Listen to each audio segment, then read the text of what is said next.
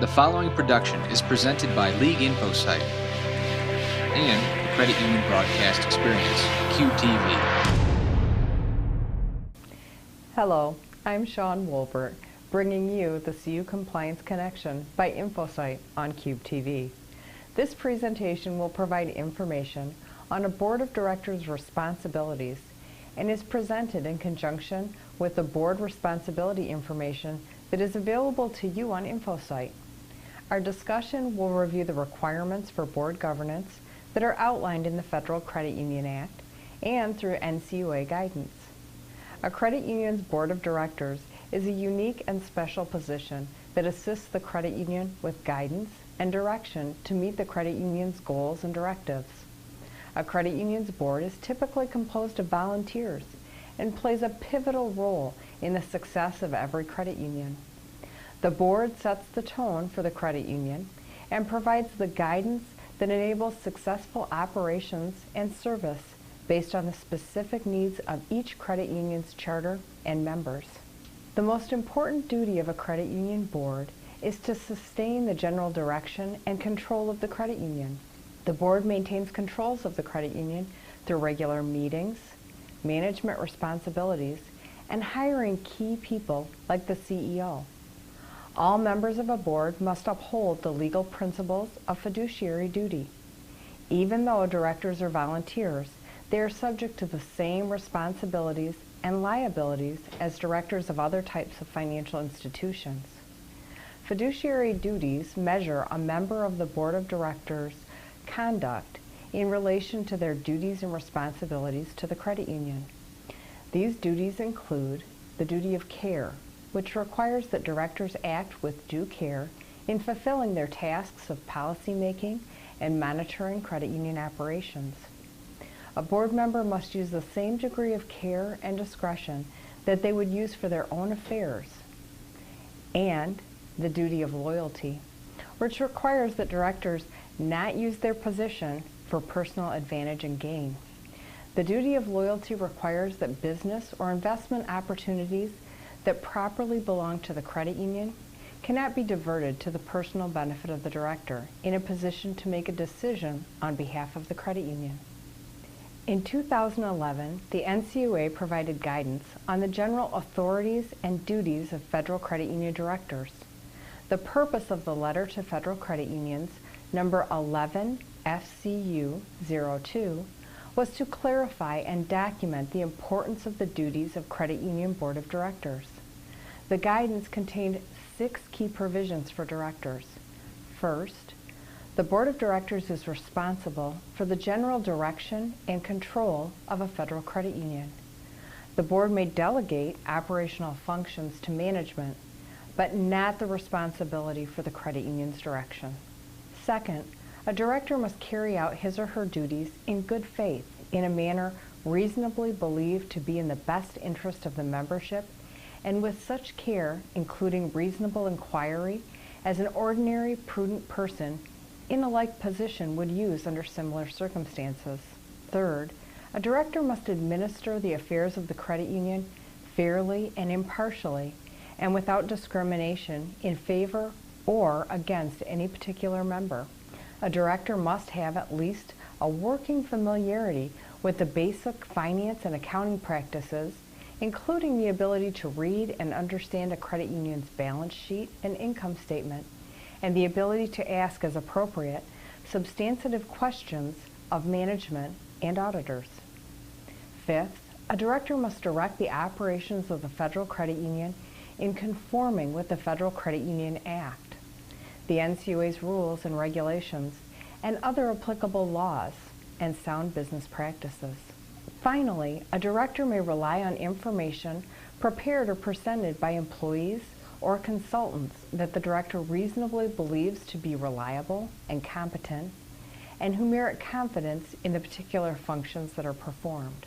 In addition to the guidance provided by the NCUA, the Federal or State Credit Union Act establishes and grants powers for the board. For this presentation, we will discuss the duties required by the Federal Credit Union Act, because most state acts were molded from this. But if you are from a state chartered credit union, It will be important for you to review your state act to determine if you have additional requirements. Your state's credit union league may also have resources that pertain specifically to board of director duties for your state chartered institution. The board has the ultimate decision-making authority for the credit union, and the Federal Credit Union Act powers that establish the authority can be found in Section 1761B of the Federal Credit Union Act. There are 22 specific powers granted to the Board of Directors that pertain to credit union operations, membership, dividends and accounts, and lending. We will review these powers according to their topic matter rather than how they appear in the Act. Of those powers specifically granted in the Act, the Board of Directors of a credit union has the responsibility for the general direction and control of the affairs of the federal credit union, selects capable, competent, and trustworthy chief executive officers, which can be the CEO or manager. The board should define the CEO's duties and responsibilities in writing and give the CEO the latitude needed to run day-to-day operations. Additionally, the board provides for the hiring and compensation of officers and employees according to the direction of the credit union's bylaws. They can appoint an executive committee of not less than 3 directors to act on its behalf and appoint other committees and delegate specific functions to those committees. They prescribe conditions and limitations for any committee which it appoints. Provide adequate fidelity coverage for the officers and employees having custody of or handling credit union funds. Additionally, operational board of directors duties include filling vacancies on the board until successors are elected at the annual meeting, appointing members to the supervisory committee, and, if the bylaws provide, appointing members to the credit committee. If the credit union bylaws provide an elected credit committee, filling those vacancies on the credit committee until successors are elected at the next annual meeting. And finally, the Board of Directors has charge of investment activities, including the right to designate an investment committee of not less than 2 people to act on the board's behalf. The Board of Directors has responsibilities and powers that extend to membership and include acting on applications for membership or appointing membership officers to act on applications for membership to the credit union, reviewing at each board meeting the applications for membership or the approved applications for membership received since the previous meeting, along with any other documentation that is required by the credit union's bylaws, and providing explanations to people who have been denied membership in the credit union if they request a written explanation. The board has several responsibilities in terms of shares, dividends, and credit union accounts and loans. The board establishes the par value of the credit union's share, determines the maximum number of shares, share certificates, and share draft accounts, and the classes of shares, share certificates, and share draft accounts, declares the dividend rate to be paid on shares, share certificates, and share draft accounts as allowed and pursuant to the Federal Credit Union Act, and authorizes interest refunds to the members of record at the close of business on the last day of any dividend period from income earned and received in proportion to the interest paid by the members during that dividend period. Where loans are concerned, it is a power of the Board of Directors to establish lending policies, determine the interest rates on loans, and the security requirements and maximum amounts that may be loaned and provided in lines of credit. If allowed by the credit union's bylaws, appoint 1 or more loan officers and delegate to these officers the power to approve or deny loans and lines of credit. And in the absence of a credit committee, if a member provides a written request for review of a denied loan application that was denied by a loan officer, make a second review of the loan application for that member. There are 2 final powers that are granted to a credit union's board of directors. The first is the catch-all requirement phrase that states that the board will do all other things that are necessary and proper to carry out the purpose and powers of the Federal Credit Union, subject to the regulations issued by the board. It seems that all agreements, even the Federal Credit Union Act, contain that safety net phrase. The final power will lead us into our next topic and provides the credit union board with the responsibility to establish and maintain a system of controls consistent with the requirements of the board. Establishing and maintaining a system of controls to manage the credit union begins when the board approves policies that direct daily operational management of the credit union and delegate the authority necessary to staff members to fulfill their job responsibilities. The board adopts policies that provide the framework for the credit union's operations and addresses a wide range of activities, including savings and lending, investment, personnel, security, regulatory requirements like the Bank Secrecy Act, and record retention. Many of these policies require regular review and should also be revised and updated when the credit union decides to offer new products and services to the members or when changing regulations provide new requirements. Although the execution of the credit union's daily operations are delegated to management, the board cannot delegate the responsibility for consequences resulting from unsound or imprudent policies and practices.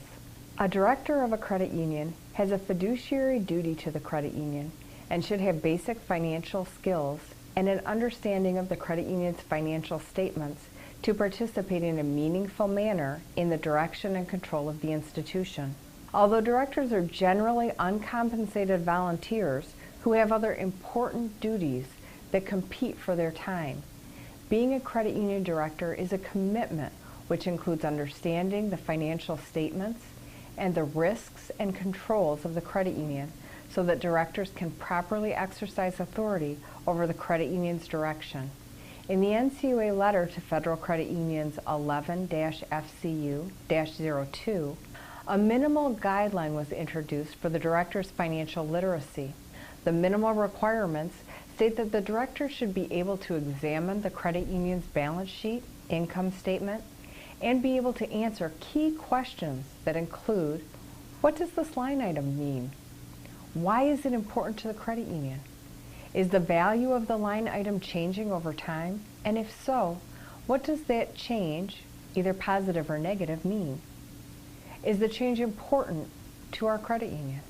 It is an important consideration for the Board of Directors' fiduciary duties for a director to understand the specific activities in which his or her credit union engages.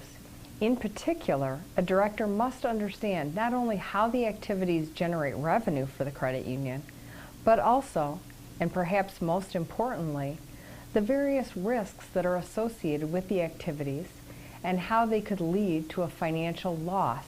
Also, to do their job in a meaningful manner, it is essential that directors understand the risks found in depository institutions, that is, credit risk, liquidity risk, interest rate risk, compliance risk, strategic risk, transaction risks, and reputation risk. Moreover, directors must understand the internal control structures at the credit union that limit the control of these risks. The final consideration we will review in this presentation is the training that the members of the Board of Directors must receive. The first condition stems from the Bank Secrecy Act and is required for all credit union employees, committee members, and the Board of Directors.